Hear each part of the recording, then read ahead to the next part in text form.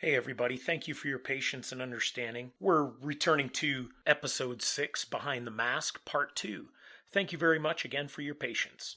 And have everyone see us as the clown face or the princess or I'm in pain, so let me paint a funny picture. Or I'm hurting, so here, look at me. Right. Or I'm dying and I don't want you to know it. Or the other scale of that realm is, you know what, I'm really suicidal and I'm going to put that on the internet. Yeah. We have had it take place in our town to where somebody had gone to the point of massive depression and placed it on social media, and it took place. Yep. He actually, put the phone down and then made his next decision.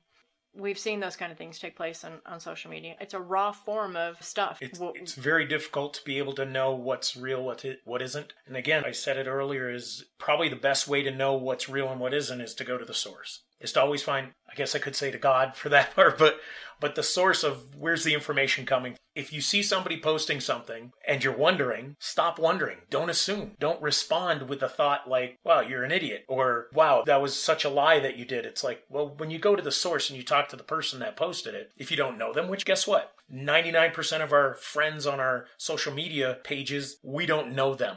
Correct. We really don't know anybody. We assume because we watch their posts, we watch how they write, what they write about, what they write. Consistencies. So we make a lot of assumptions. Not even just social media platform, but engaging in life. In life in general. It's just, our reality. Bear and I get to go, isn't that funny that this reality isn't even true? And not only is the reality not true for us, the understanding of the reality anyways, then we've got these social platforms that are even less real to a big degree. Yeah. We're living vicariously through somebody else's life who may not even be, that may not be who they are. Right. Anyone can take a picture and put it up on a social media. And if there was no social media platform, as you're going around town and engaging with people, you feel that they are so loving. Some people you can feel that they are so loving. Yeah. Other people are so loving and yet so broken. And we don't spend the time to get to know. Right. But people. For what we get to do, Lora Lee and I, we actually do Segway tours, and we get to see people all the time, and we get to interact with them. And in a short period of time, for doing something as simple as a Segway ride, we actually get in touch deeply with some of these people. We get to take the masks off of our guests. Yeah, and us. And ourselves, yeah. Because they see us as an entertainment value. If they ask us a question about, well, what was your past like? And they already started talking about how their past was, then it kind of helps us bring a little healing to us and them. Hey, my life was filled with this. Everything wasn't rosy like you see me today. I had to struggle like you just told me you were struggling. I understand your mom died of cancer. Well, guess what? My mom died of cancer. Wow, what an unbelievable connection you can have. So we get to actually take bits of time and be able to see a little bit of truth behind the people that we're seeing every day. That's rare because we're in a tour business. But as a human walking the streets, doing your job every day, going home, going to sleep, talking to friends, going to work, interacting with coworkers. Are we going to take those same steps to kind of open up a conversation like that?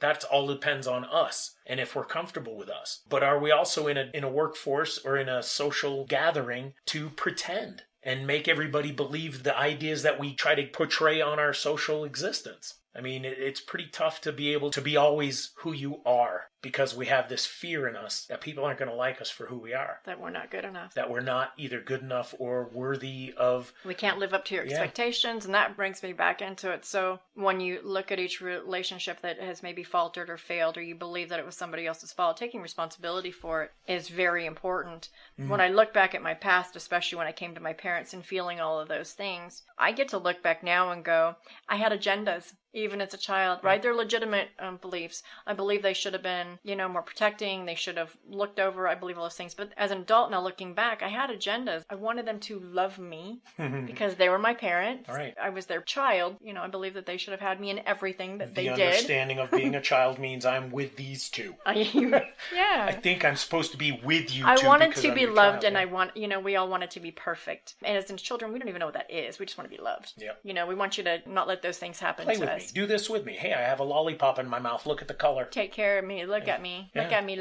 Look at me. For some reason, I believe at that age that I was not being loved or paid attention to or whatever. But it's kind of hard to say an agenda when you're 3 years old or 5 years old. But it is a good word to use. But it's more like a desire. For a child, it would be more like a desire. Man, I know what love feels like because when I was born, I remember that feeling of you holding me. I remember when you used to tuck me in at night and read me a story. Now it's good luck shutting off your own light. I got things to do and I'm leaving. You got to take care of yourself tonight. I guess it would be, yeah, I can see where that might... I'm not sure I understand. Oh, thank you, Siri. That's my Siri telling me that she doesn't understand either. How perfect was that? That is anyway. But going from... recorded that whole conversation. Our needs just change a little bit. Maybe the understanding of our needs as well. Well, we morph, to please acknowledge me and teach me as a child, and we would all want to be protected. But we take all those things that we learn as a child, and then we display them and project them as young adults, teens, young adults, and then... So check this out. Just came to me right now. As young children, when we start learning about life and we have our parents educating us, teaching us about things, don't touch the heater, don't put your hand in the toilet when there's a little log in there. Simple stuff that we would think would be the right direction. One of the things that every parent teaches us is deception. It's pretend. It's, pretend to be this, pretend to be that. Let's dress up in costumes. Let's be something that we're not. Parents are actually not, and I'll take responsibility for that 100%. I created a puppet set for my oldest son, when he was 5, 6, 7 years old. And I was trying to give him an outlet other than me. And I was trying to say, hey, pretend over here. Create your environment over there with these puppets instead of sitting down with dad and playing. We tell everybody, how about an invisible friend? Those are great. Psychotherapists, psychologists are all telling, having an invisible friend's perfect. That's healthy. It's like, well, yeah, maybe. Maybe not. Who knows? I was too literal and logical even as a parent. So for me, right. But I'm saying there's like a concept that if you don't want to put the time into it, why did you do it? Why did you commit to it, right? If I didn't want to be a good parent, why did I accept the responsibility of getting someone pregnant and being a parent? Was it just for the sake of whatever? Or was it for the sake of, wow, now I'm a parent, let me step up and play the part? And playing the part is educating our kids. It's not just teaching them how to eat without spilling it and making a mess. It's saying, hey, there's a mess. No big deal. Let's clean up the mess together. Let's teach them how to pick up after themselves, not point at something and say, pick that up and throw it over there. Pick that up and throw it over there. There's a big process that we have to take in our responsibility. We've been saying that a lot this podcast. Responsibility of who we are and what our actions are around us. And to create something for children to know that masking yourself is good. Put on a mask. Pretend you're something you're not. Because that's good. Would you say then the generation for us, we're in our 50s, so the generation of parents during this time, you could say they were very good at pretending, right? So we just didn't have social media, so we still had, here, look at me looking like this movie star or that movie star. Right. We had those kind of, models to go by. What I'm trying to get to is my parents were just a hot mess. Mm-hmm. And how it didn't get handled differently, I really don't know, but by the grace of God, I believe my mother would try to do her best to make it look good and doctor it up to where she would be very presentable and very pretty. So that mask would be, we would take the whole family and the dynamics of that basket case and make it look good on the outside. Right. But only until I was about 7. Mm-hmm. And then there was no putting a mask on anything because you couldn't mask that kind of trash. Right. There was just no way you could cover that stuff up. So everybody knew we were like a hot mess. Yeah. And then, my father was absolutely profoundly able to display hot mess. Mm-hmm. It's not even a coming for full circle. It's a matter of we're not getting any better as a species. Right. Absolutely not. In fact, I think we're getting a little worse. Yeah. Less better. Yeah.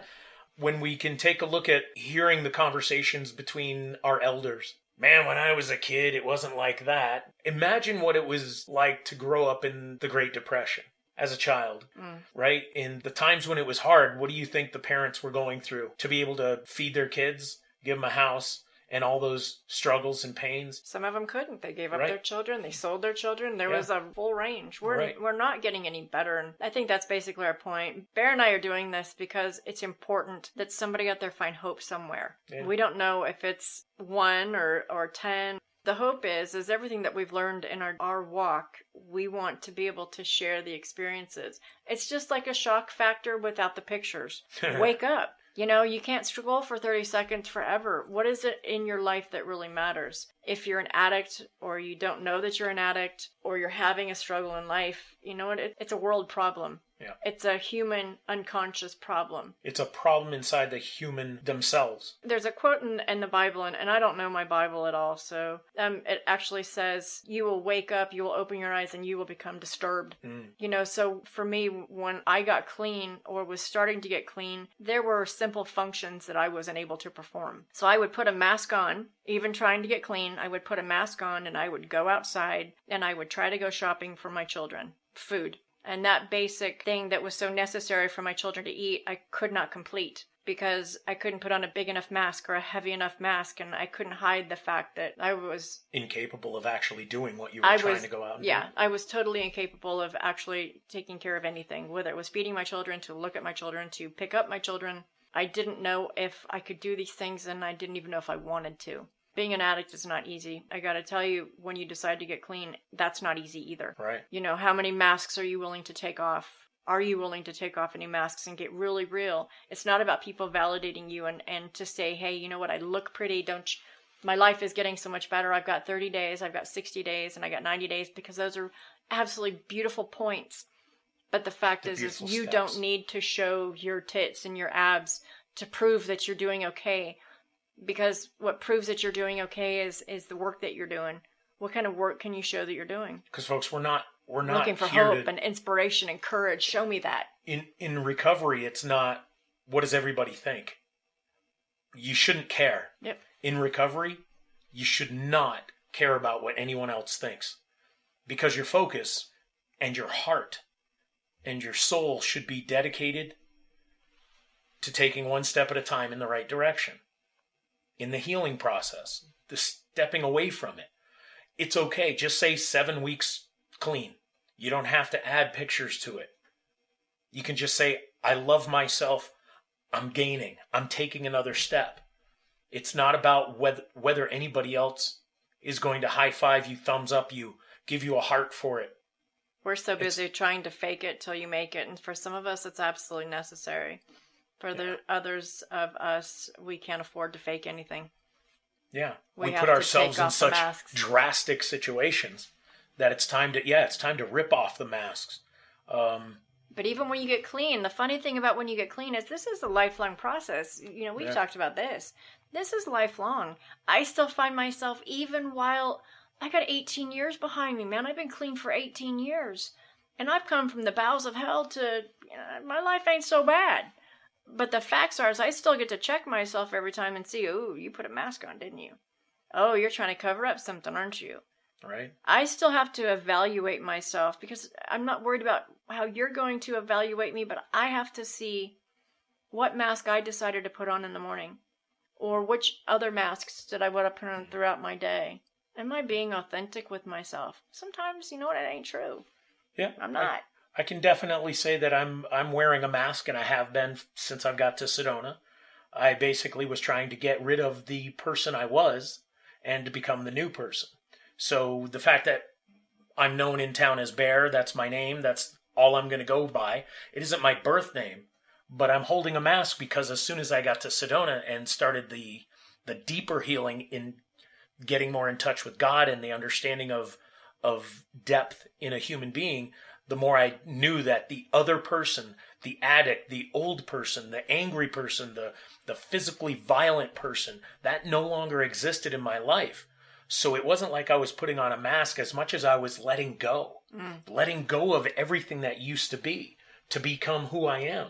Well, wouldn't you say then, instead of saying put on a new mask, because it is entirely viable for that, but I would also say it's okay for us to rebirth. Yeah. We're actually dying of the old and beginning of the new. Right. And I think it's perfect time, because this is December, the birth of Christ and all that, right. Symbology behind Starting of a new year. Yeah, everything's the fall has ended. We're rebirthing, beginning again. And I think, maybe for you coming out here and becoming Bear, it was bringing you to a place of comfort. What I can reinvent myself. Yeah. And that's what being, recovering from being an addict is I get to reinvent me, and I get to pick and choose what I want to become. That's a critical piece too, the word choose, the fact that you're saying you can pick and choose what you want. And a lot of us will constantly put blame and shame on everything outside of us. knowing full well that everything we have done, everything we have accomplished to this point has been a pure choice of our own making. At no point has anybody pushed us down a path of addiction, unless, I guess sometimes you could be thrown into a situation where somebody beats you up, knocks you out, and then injects a bunch of heroin or something into you. I can't say about that, but I'm just saying, in general, our struggles are inside. They're not the outside. Our struggles are, what are we made of? And why can't we just show it? And let's make choices. The choice to take another day, to be free from our addiction. Let's remove the masks one mask at a time and understand, why did I put that mask on? What was the reason behind that mask? And what you'll find is there's a commonality in all the masks that you begin to take off of how you feel about you. Because you think it's about how other people haven't felt about you or what others did to you. And the facts is this is all how we feel about us. Yeah. We put on these masks to project something that looked better than it was. Yeah, if we didn't put a sign out on our forehead that said, I'm desperate, we wouldn't have attracted those people that like abusing desperate people. Right. Right? So maybe... Or, I'm desperate here, I'm a drug addict, I'm gonna convince you, because you're desperate, I'm gonna convince you that this is your way out. And we've got different ways of leaking information through. It's not like we have to wear those. We have different ways of going, I feel needy, so I'm gonna go get a partner that is actually abusive or narcissistic. So here, let me show you how you're doing today. Right. People will show up in your life and show you exactly what you need work on. We just don't want to look at that. We think that all these people, it's about them just being, jerk poopy heads. Those kind of things. And the facts is we called them in. And we don't want to admit the fact that we called those people in. So what Bear and I call each other is, this is a gifting relationship. Mm-hmm. Each one of us loves to be with the other. We love our alone time. We love our time together. If one of us decides that this relationship isn't not the direction that we need to go, or we need to do some more growing, then that relationship will be loving as well. And the closing of it will be loving. And I don't believe that could ever happen as far as closure completely. But that's who Bear and I are. Right. We've got to work through a lot of stuff as individuals and as a couple. Yeah. We didn't become a couple because we wanted to be a couple. We became a couple because we found that we were two really intense individuals that were on a similar path to healing and spirituality. And we had an interesting introduction. We're not going to get into that one. That's like 7 podcasts worthy. So we just found that we were two caring people, and it didn't matter what was. It mattered, what are you? What are you now? And what are you kind of looking to be? And that's, I think, the biggest piece that attracted us together was, you had your thing going on, I had my thing going on, and I don't know what that's all about, but I'm digging when we're together. I'm digging how that works. I'm digging our conversations. I'm digging our understanding of truth and honesty. That was a critical piece, is don't show me something you think I want to see. Show me what you got. And if I'm good with it, then I stay. If I'm not, then I'm done. And we were at that point where I think both of us were looking for that kind of thing. And we both provided it. And we opened up the door for each other. And we're now here to try to share with people that, you can be a heroin addict, an alcoholic, you can be a social media addict, you can be a food addict, and you can still get to a point where things get better and better every day. And you can find a little bit more connection with other people. And you can start watching movies and finding the God behind the movie or the blessing behind the movies. You don't have to watch a Bible movie or read the Bible to be able to see somebody walking down the street that is walking the walk of grace and in touch with the existence of their God. Or the creation. They carry a good vibe. Not everybody believes in God, and not everybody has that spiritual aspect, but they're still really cool people. Yeah. You've got to carry something with you, and if you're really being a down-to-earth and really good being, then I dig that, and I'm drawn to that. For me, I'm all about God. Bear is, I'm in the process of being completely taken by God. Yeah. So he's smitten, for sure. I'm smitten in there. So yeah, it's it's a matter of just letting go of our Right. masks and our belief that everyone else has. And our agendas. Yeah, and our agendas, and just take everything for what it is, for face value, instead of creating something out of nothing. We need to quit trying to make people fit into our spectrum. We have to do what we have to do and remove the masks for us. This isn't about somebody else's walk. This is your walk. And what are you willing to do for it? Yeah. All right, that's pretty cool. That's almost 50 minutes, so that's a lot of talking. Thank you, folks. Going to be doing a little bit of editing on this, just a little bit. But thank you very much for hanging out with us. We'll give you or we'll have another episode coming up soon. We're getting on this nice roll for the holidays.